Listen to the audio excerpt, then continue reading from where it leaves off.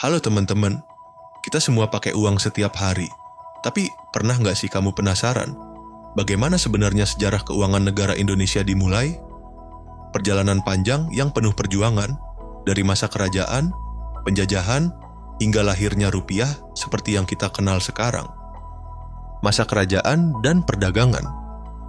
Jauh sebelum Indonesia merdeka, pada masa kerajaan-kerajaan Nusantara seperti Sriwijaya dan Majapahit, sistem keuangan belum seperti sekarang.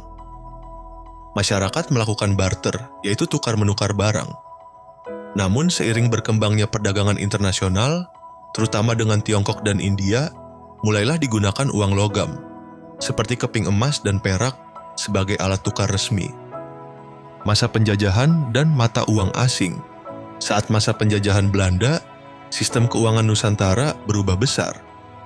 Belanda memperkenalkan De Javasche Bank pada tahun 1828 yang kemudian mencetak gulden Hindia Belanda sebagai mata uang resmi.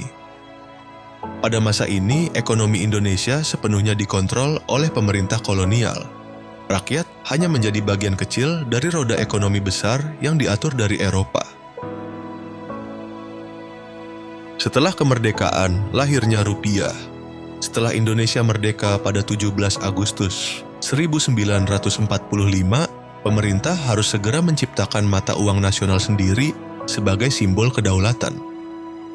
Akhirnya, pada 30 Oktober 1946, Indonesia resmi memperkenalkan Oyang Republik Indonesia atau ORI. Saat itu, ORI digunakan untuk menggantikan uang Belanda dan Jepang yang masih beredar.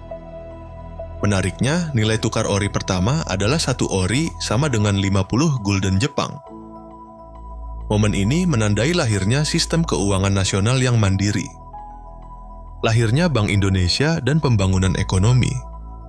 Pada 1 Juli 1953, Bank Indonesia berdiri dan mengambil alih fungsi bank sentral dari De Javasche Bank.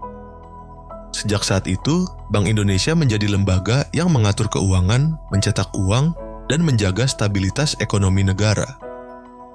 Dalam periode ini pula, pemerintah mulai merancang sistem anggaran pendapatan dan belanja negara (APBN) untuk mengatur pemasukan dan pengeluaran negara secara transparan. Krisis dan reformasi ekonomi. Tapi, perjalanan keuangan Indonesia tidak selalu mulus.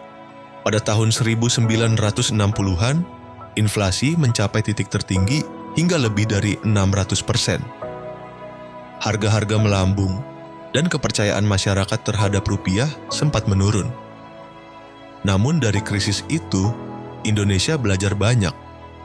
Reformasi ekonomi dilakukan, dan sistem keuangan terus diperkuat hingga mampu bertahan dari berbagai tantangan, termasuk krisis moneter tahun 1998 dan pandemi global. Kini, sistem keuangan Indonesia jauh lebih modern dan stabil.